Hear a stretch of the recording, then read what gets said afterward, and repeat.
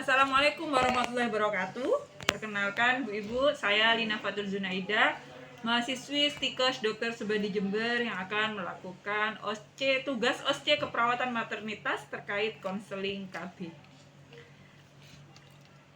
Nah, sebelum saya masuk ke konseling KB, Ibu-ibu harus tahu dulu apa artinya dari keluarga berencana. Apakah ada yang tahu? Nah, untuk lebih cepatnya ya, saya jelaskan saja. Keluarga berencana itu adalah metode medis yang sudah dicanangkan pemerintah untuk menurunkan angka kelahiran. Ada juga yang mengatakan KB merupakan bagian dari pelayanan kesehatan reproduksi untuk pengaturan kehamilan dan merupakan hak setiap individu sebagai makhluk seksual. Tujuan KB itu ada dua, tujuannya secara umum dan secara khusus. Secara umumnya itu membentuk keluarga kecil sesuai dengan kekuatan sosial ekonomi suatu keluarga dengan cara pengaturan kelahiran anak agar diperoleh suatu keluarga yang bahagia, sejahtera, dan dapat memenuhi kebutuhan hidupnya. Kemudian yang kedua, dapat mewujudkan keluarga kecil bahagia sejahtera yang menjadi dasar bagi terwujudnya masyarakat yang sejahtera melalui pengendalian kelahiran dan pertumbuhan penduduk Indonesia. Tujuan khusus dari penggunaan alat kontrasepsi atau KB adalah pengaturan kelahiran, pendewasaan usia perkawinan, peningkatan ketahanan dan kesejahteraan keluarga, mencegah kehamilan karena alasan pribadi, menjarangkan kehamilan, dan serta membatasi jumlah anak. Manfaat KB itu ada 3 ya ibu-ibu, bisa bermanfaat untuk ibu, anak, dan keluarga. Untuk ibu itu bisa mencegah kehamilan yang tidak diinginkan, mencegah setidaknya 1 dari 4 kematian ibu. Kemudian bisa menjaga kesehatan ibu dengan menggunakan KB. Merencanakan kehamilan lebih terprogram. Manfaat untuk anak itu apa? 1. Mengurangi resiko kematian bayi jika ada masalah kesehatan saat kehamilan. Meningkatkan kesehatan bayi, mencegah bayi kekurangan gizi. Maksudnya jadi jika ibu itu hamil tapi dari segi sosial ekonominya kurang, bisa menyebabkan bayinya kekurangan gizi. Atau tumbuh kembang bayi lebih terjamin jika dengan KB kan terjadi penjarangan. Jadi tumbuh kembang bayinya lebih okopen ngono Bu cara Jawa niku. Kebutuhan ASI eksklusif selama 6 bulan relatif dapat terpenuhi, dapat kualitas kasih sayang yang lebih maksimal terhadap anaknya. Karena anaknya nggak terlalu mepet jaraknya. Manfaat untuk keluarga apa? Meningkatkan kesejahteraan keluarga, keluarganya juga bisa harmonis. Jenis-jenis KB, mungkin ibu-ibu semuanya di sini sudah paham apa jenis-jenis KB yang biasanya digunakan. Yang pertama ya Bu, saya jelaskan itu ada KB pil. Nah, KB pil itu ada 2 macam. Yang pertama, pil gabungan atau kombinasi. Gambarnya hampir seperti ini ya. Pil gabungan atau kombinasi yang biasanya dijual bebas di toko-toko. Kalau yang jenis kedua itu pil khusus atau mini dose. Pilnya itu hanya satu ini, nggak ada gabungannya, gitu ya. Nah, kalau untuk pil gabungan atau kombinasi itu mengandung 2 hormon sintetis ya ibu-ibu. Ada hormon estrogen dan progestin. Manfaatnya, kedua hormon mencegah kehamilan dan hampir 100% efektif bila diminumnya secara teratur. Kalau minumnya tidak teratur ya sama aja, jadinya tidak efektif.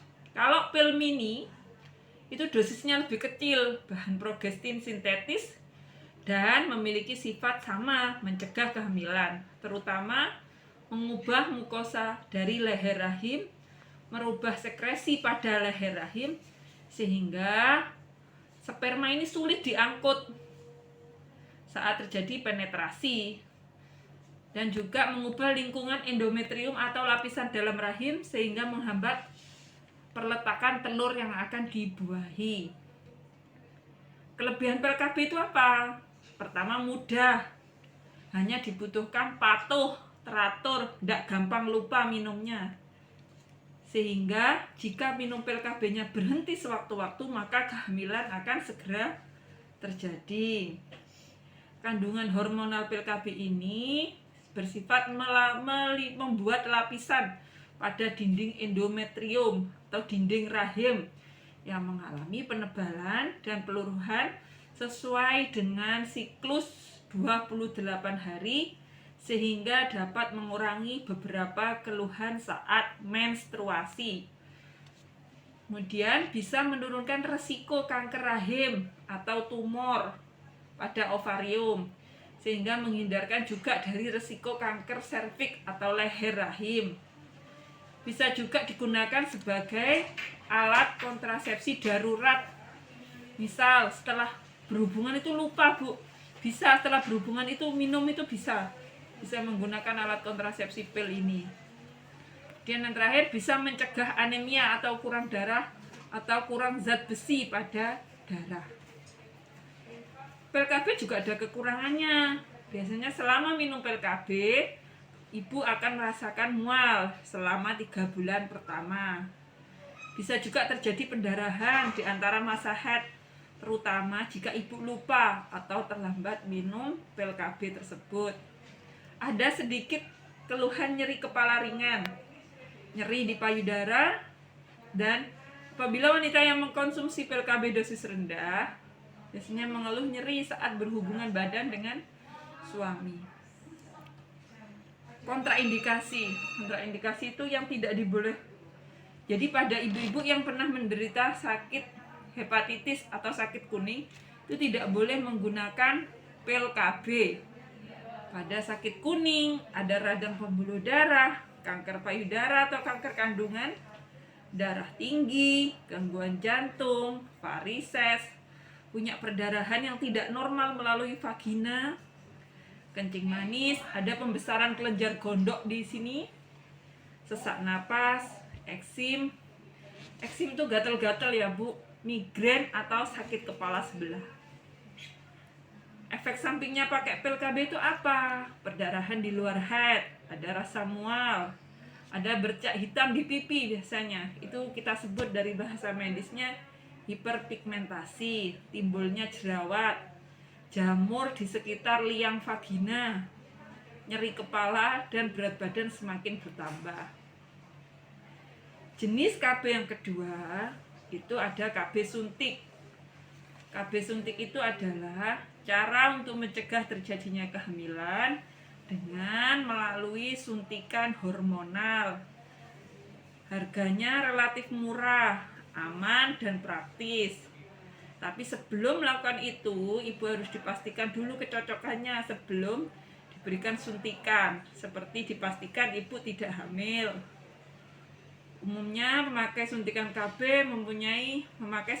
termasuk penggunaan cara KB hormonal selama maksimal 5 tahun. 2 jenis KB suntik itu, yang pertama suntikan KB 1 bulan dan yang kedua 3 bulan.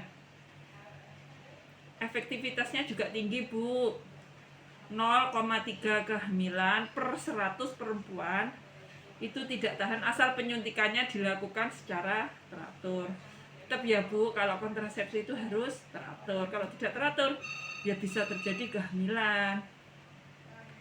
Keuntungan dari KB suntik 3 bulan, lebih mudah digunakan, tidak perlu setiap hari menelan pil, tidak mengandung hormon estrogen sehingga tidak berdampak serius terhadap penyakit jantung, gangguan pembekuan darah, sangat efektif, tidak memiliki pengaruh terhadap ASI, dapat digunakan pada perempuan usia lebih dari 35 tahun sampai dengan menjelang menopause.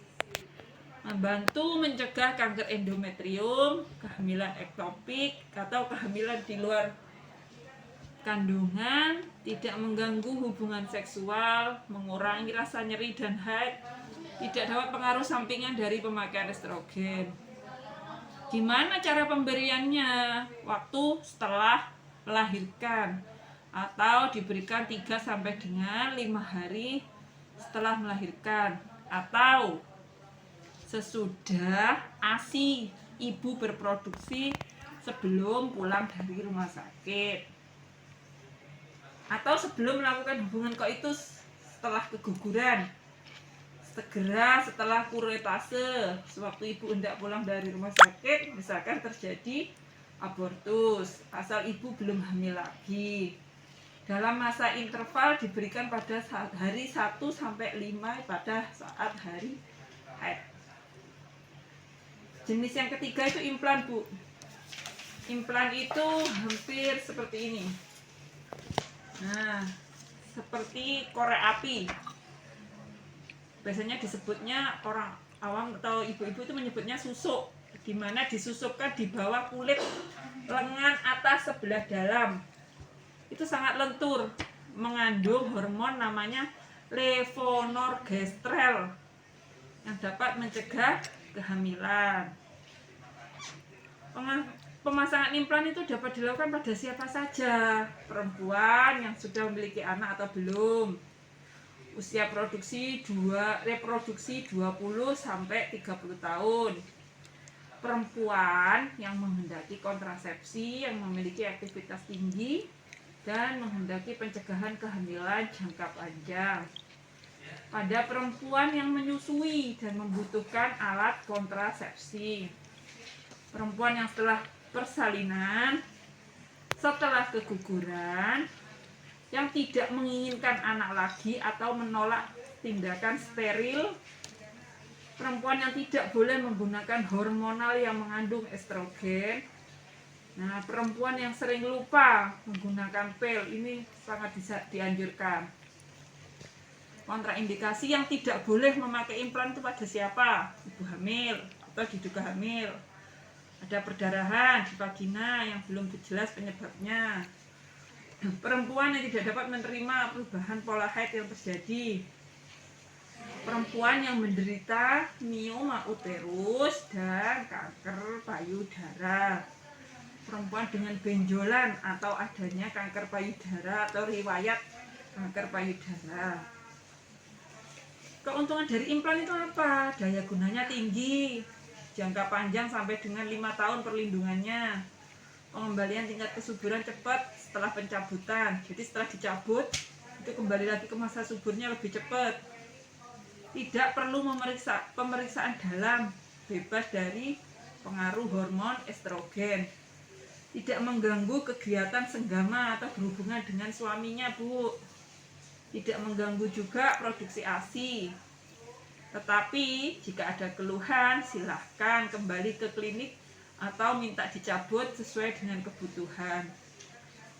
Kerugiannya apa? Implan itu kerugiannya, pengeluarannya harus dilakukan oleh tenaga kesehatan yang terlatih, Bu. Asal tenaga kesehatan itu semuanya bisa, tidak. Jadi ibu harus tahu, atau ke rumahnya bidan dan yang lebih senior, atau ke puskesmas, ke klinik atau ke rumah sakit. Karena apa? Petugas medis pun juga memerlukan latihan atau praktek dalam hal pencabutan implan. Harganya lebih mahal, sering timbul perubahan pola haid, dan pada ibu-ibu tidak dapat menghentikan implan sekehendaknya sendiri karena pencabutannya perlu tindakan medis. Biasanya wanita ini nggak begitu suka karena tidak begitu mengenal apa itu implan. Kadang-kadang implan bisa terlihat orang lain atau menonjol saat dipasang, itu lebih menonjol. Yang keempat, jenis KB IUD, Bu. IUD itu alat kecil, nah seperti ini gambarnya ya, Bu. Alat kecil dari bahan plastik yang lentur, dimasukkan ke dalam rongga rahim yang harus diganti jika digunakan selama periode tertentu. Ini biasanya disebutnya dalam bahasa awam spiral. Kontrasepsi ini jangkanya panjang. Dia bekerja menghambat kemampuan sperma untuk masuk ke tuba falopi atau mau ke rahim itu sulit dihambat sama itu, ditutup, jalannya ditutup. Mempengaruhi fertilisasi sebelum ovum mencapai kavum uteri atau rahim. IUD itu bekerja terutama mencegah sperma dan ovum bertemu. Walaupun IUD membuat sperma sulit masuk ke dalam alat reproduksi perempuan dan mengurangi sperma untuk kesuburan. Efektivitasnya gimana? Efektivitasnya 92-94%. Tidak perlu diingat setiap hari seperti pil. Yang boleh menggunakan IUD siapa saja, usia reproduktif 20-30 tahun ke atas, nulipara atau banyak anak. Karena ibu itu menginginkan kontrasepsi ini jangka panjang. Terus pada perempuan yang menyusui dan ingin menggunakan kontrasepsi ini, lo pengen boleh, memilih mana saja boleh. Setelah melahirkan dan tidak menyusui, setelah mengalami abortus dan tidak terlihat adanya infeksi, risikonya rendah untuk infeksi menular seksual. Tidak perlu menggunakan metode hormonal. Jadi IUD itu bukan hormonal, Bu. Beda dengan pil, implan dan lain sebagainya tadi, itu masih pada kandungan hormonal. Tidak menghendaki, tidak pengen hamil selama 1-5 hari bersenggama dengan suami, itu nggak boleh pakai IUD ya. Perokok, gemuk ataupun kurus. Waktu pemasangan IUD kapan? 2-4 hari setelah melahirkan. 40 hari setelah melahirkan itu juga boleh. Paling cepat 2-4 hari ya, Bu, setelah melahirkan. Setelah terjadi keguguran itu boleh. Hari ketiga haid sampai hari ke-10 dihitung dari hari pertama haid. Ya, misalnya haidnya tanggal 1, berarti sampai dengan tanggal 10, Bu, itu boleh pasang. Mengganti metode KB lainnya. Waktu pemeriksaannya kapan? Saat dipasang IUD, 1 bulan setelah pemasangan, 3 bulan kemudian, 6 bulan berikutnya. Bila terlambat haid 1 minggu, perdarahan banyak atau ada keluhan-keluhan lainnya. Yang sering dijumpai itu keluhannya biasanya perutnya mules, Bu, selama 3 hari setelah pemasangan. Tetapi jika perdarahan setelah mules itu terjadi perdarahan, jumlahnya banyak, ya langsung datang ke petugas kesehatan ya. Tapi jika mendadak jumlahnya menjadi, misalnya pada permulaan haid darah keluarnya jumlahnya lebih sedikit dari biasa, kemudian mendadak jumlahnya menjadi banyak selama 1-2 hari, tetap dan langsung datang ke petugas kesehatan. Misal keluhannya bukan itu, Bu, perutnya kram bagian bawah, itu juga termasuk reaksi dari IUD, itu juga langsung segera periksa ya. Yang terakhir, kontrasepsi mantap. Mantap itu bahasanya steril, Bu. Bahasa medisnya untuk perempuan itu tubektomi, dipotong di kedua saluran telurnya pada wanita, sehingga nggak bisa punya keturunan lagi sudah. Pada pria bisa, namanya vasektomi, dipotong juga salurannya sehingga spermanya tidak bisa keluar.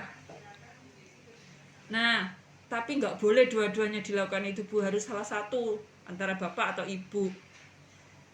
Siapa saja yang boleh melakukan kontrasepsi mantap? Yang lebih dari 30 tahun usianya. Kalau masih usia 25 atau 30 tahun itu tidak boleh, Bu. Mungkin jumlah anak yang hidup harus 3 atau lebih. Kalau sudah punya anak 3 atau lebih boleh pakai mantap ini, steril. Jika perkawinannya risiko bercerai, jangan pakai ini, Bu. Nanti diceraikan sewaktu-waktu ya sama suaminya. Kalau misalkan ragu, itu juga mending nggak usah. Ya, kalau misalkan ragu mending nggak usah. Harus didiskusikan dulu sama suami bagaimana enaknya. Untuk yang kondom tidak saya sampaikan di sini karena kondom itu sudah lebih familiar dan lebih banyak diketahui oleh masyarakat. Terima kasih ya, Bu, semuanya, semoga bermanfaat. Nanti jika ada yang tanya-tanya bisa ketemu saya sewaktu-waktu atau di lain hari. Wassalamualaikum warahmatullahi wabarakatuh.